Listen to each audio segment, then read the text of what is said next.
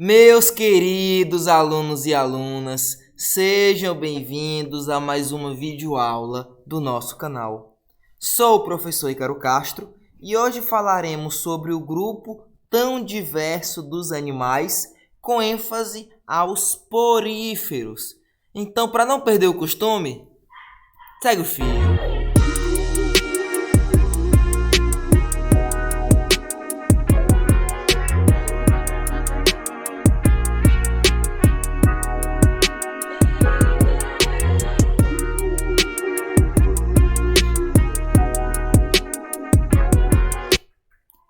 Então vamos primeiramente situar os animais nos 3 domínios.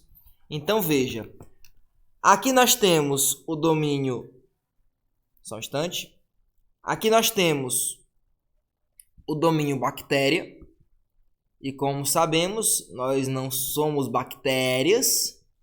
Nós temos o domínio árquea, nós não somos árquea. E nós temos o domínio eucária. Sim, nós animais, incluindo eu, você e qualquer outro animal, ele é um eucária. O que significa ser eucária? Significa ter células eucariontes, ou seja, as células, elas têm um núcleo definido. Então nós, animais, estamos no domínio eucária. Aí tá aqui, protistas, fungos, plantas e animais. Então é aqui que nós e todos os outros animais se encontram. Então os animais têm mais ou menos 1 milhão de espécies já catalogadas, mas a estimativa é que existam cerca de 8,7 milhões de espécies animais ainda no planeta. Então nos falta descobrir cerca de 7,700 milhões de espécies. Então tem muito animal ainda para vocês descobrirem, caso queiram seguir o caminho da biologia. E esses animais, por ser muito diversificado, eles formam vários filos. Só que aqui nós vamos trabalhar somente 9 filos, que são os mais comuns. Seria inviável trabalhar todos os filos de animais existentes hoje. Então aqui nesse estudo, nessa sequência de aulas, vamos trabalhar os 9 filos mais comuns. Então, primeiramente, como eu disse, todo animal é eucarionte, observa aqui. Ele é multicelular, ou seja, todo animal tem mais de uma célula. E claro, nós somos heterotróficos, ou seja, nós precisamos nos alimentar de outro ser vivo para sobreviver. Nós não produzimos o nosso próprio alimento. Então, aí vem a pergunta, poxa, quando foi que os animais surgiram e como foi esse processo? Então, a biologia, ela sempre defende que é do mais simples para o mais complexo. Então, primeiro é o indivíduo mais simples e com a evolução, com a seleção natural, vai formando indivíduos mais complexos. Então, de onde foi que nós viemos? Nós viemos de protozoários, segundo a teoria da origem dos animais. Esses protozoários, que até hoje existem, são os coanoflagelados. E não se sabe por que, em algum momento, esses coanoflagelados, eles se agruparam. Eles viviam individualmente, eram células unicelulares, mas se agruparam por algum motivo. E esse agrupamento, ele gerou um ancestral multicelular. E esse ancestral multicelular, ele começou a viver como se fosse um único organismo. Então, vários organismos, porque anteriormente, cada um deles era um organismo, se juntaram e formaram aí um ancestral multicelular. Agora, eles não mais são um organismo. Eles fazem parte de um único organismo. Se antes aqui cada um era uma célula, era um organismo diferente, agora não. Agora eles são o mesmo organismo, onde cada uma das células é uma parte desse organismo. Então aí surgiu a multicelularidade nos animais. E posteriormente eles se organizaram para formar os poríferos, que é o primeiro grupo animal existente. Professor, como é que o senhor sabe que o porífero é o primeiro grupo? O senhor estava lá, como é que você tem essa informação tão difícil de saber? É porque, meus queridos e queridas, os poríferos, eles constituem o grupo animal mais simples. E a biologia diz, é do mais simples para o mais complexo. Então, claro, os poríferos foram os primeiros grupos de animal que surgiram. Qual a evidência disso, por exemplo? Uma evidência muito forte é a característica de coanoflagelados com células chamadas coanócitos, que são células das esponjas, dos poríferos. Sim, o Bob Esponja é um porífero. Então veja aqui, ó. Essas células, elas têm esse flagelo, esse colarinho, assim como os coanócitos, que tem, ó, o flagelo e o colarinho. Então veja que as duas células, elas são intimamente ligadas, muito parecidas. Ou seja, a teoria defende essa vinda a partir de coanoflagelados, tendo também essa célula como evidência. Então, quando foi que surgiram os poríferos? Os poríferos surgiram há mais ou menos 600 milhões de anos atrás. Aí você se pergunta, nesse período surgiram só os poríferos? Na verdade, próximo a esse período de 600 milhões de anos atrás, surgiram os vários grupos animais que hoje existem, inclusive os que já foram extintos. Esse período ele foi posterior a um período glacial muito forte. Então, à medida que a Terra ia esquentando, isso permitia uma diversidade animal enorme e aí esses grupos eles foram formados. Então, as esponjas, elas são animais que não se movimentam. Ou seja, você não vai ver uma esponja caçando, por exemplo. Ela não tem essa capacidade, logo ela é a mais simples, então é do mais simples para o mais complexo. Por isso a esponja ela é séssil, ela não se movimenta. E claro, ela também é aquática.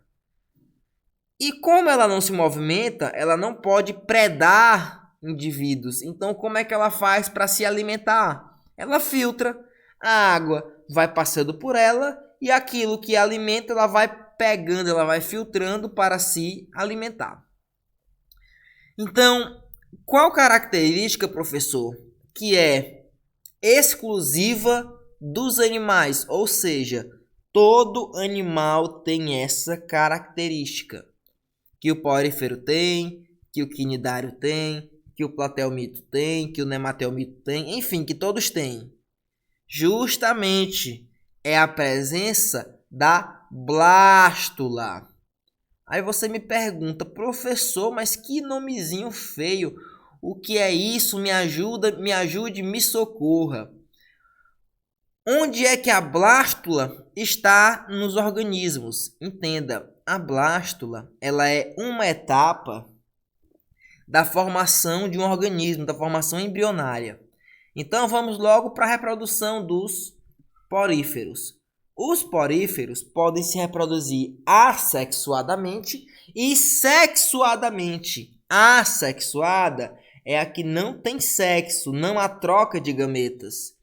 E a sexuada é a que há sexo e há troca de gametas. Então veja que a esponja ela tem algumas células. Uma delas é o amebócito e a outra é o coanócito. Então, o amebócito ele forma o óvulo e o coanócito forma o espermatozoide. Vejam aqui as duas, ó. O coanócito está aqui em vermelho, que forma o espermatozoide, e o amebócito forma o óvulo. Então, vejam aqui, ó, o óvulo e o espermatozoide. Acontece a fecundação, claro, E isso vai formar, então, a blástula. Então, a esponja, ou seja, essa blástula aqui, ela é formada a partir da fecundação do espermatozoide mais o óvulo. E essa blástula, ela aparece em todo animal. Não existe animal que não tenha blástula. Então, essa blástula, ela é formada em algum momento. Depois, ela forma uma larva, no caso das esponjas. Essa larva se fixa e forma uma nova esponja. Então, isso aqui é uma reprodução sexuada, porque houve troca de gametas. Mas também tem reprodução assexuada, que consiste em a esponja perder pedaços e esses pedaços formarem novas esponjas. O nome disso é brotamento. Então, a blástula, ela é essa estrutura que tem a cavidade chamada de blastocele e ela é presente em todos os animais e exclusiva dos animais. Aí vocês me perguntam, poxa, mas como é que funciona esse negócio de alimentação das esponjas? Ó, a água, ela entra pelos poros laterais e ela sai por essa abertura maior, chamada de sifão exalante. Claro, ele exala, ele manda para fora essa água. Aí você veja que a água aqui, ela passa de uma forma muito distinta. Não é uma passagem de água qualquer. Você vê que ela entra aqui, ó, e ela sobe. É meio que contra a gravidade. Aí você pergunta, poxa, como é que ela faz para movimentar a água desse jeito? É através do movimento dos coanócitos. Lembra que os coanócitos, eles têm, ó, essas estruturas de cauda que ao baterem movimentam a água. Então essa batida de cauda do coanócito faz com que a água entre pelos poros, ela sai aqui, ó, pelo ósculo, por essa região que eu mostrei para vocês, também conhecida como sifão exalante. Então, a estrutura da esponja é formada por algumas células muito importantes. A primeira que eu destaquei para vocês são os coanócitos, que ajudam fundamentalmente nessa movimentação da água. Elas que ao baterem fazem com que a água entre pela célula, pelos poros e chegue posteriormente ao ósculo. Ah, professor, mas tem outra célula importante? Tem o amebócito, justamente aquela que eu falei para vocês que forma então o óvulo. O amebócito, primeiro, ele é uma célula totipotente. Por quê? Porque ela pode formar qualquer célula da esponja. Então, tanto o coanócito, quanto o pinacócito, quanto o porócito, quanto a espícula e o escleroblasto, tudo isso vem do amebócito, que também forma, claro, o óvulo. Então, o amebócito ele tem uma função de formar as várias células do corpo da esponja. Além disso, esse amebócito ele também ajuda na distribuição de alimentos, porque veja, há uma captura de alimentos pelo coanócito, que digere uma parte disso, e ele passa esse alimento para o amebócito, que permite a distribuição para as células da esponja. Então, tá aí duas funções importantes dos amebócitos. A primeira é ser a célula pluripotente, totipotente, que forma as outras, e, claro, atua também na distribuição dos alimentos para a esponja. E nós temos também aí o coanócito com uma função muito importante, que é permitir que a água entre na esponja e, claro, fazer a digestão de parte do alimento. Além disso, nós também temos células chamadas de porócito. Qual a função delas? Formar os poros para que a água entre na esponja. Então, o porócito, veja que ele tem uma estrutura com um poro e assim permite que a água entre na esponja. O pinacócito, ele tem a função de proteção, ele fica na parte mais externa da esponjinha protegendo a mesma. E por fim nós temos aqui o escleroblasto e a espícula. Essas células, elas ficam numa região chamada de mesohilo, que nem é na parte interna e nem é na parte externa. É aqui, ó, na parte medial. E esse mesohilo é como se desse a estrutura para a esponja se manter erguida. Então, essa espícula, mais o escleroblasto, eles são células que permitem que a esponja se mantenha erguida, se mantenha firme, se mantenha forte. Então, querido aluno, querida aluna, espero que tenha gostado dessa aula e encontro vocês em uma próxima. Se cuidem e já estudem o capítulo de quinidários, que é o próximo capítulo que veremos no próximo vídeo.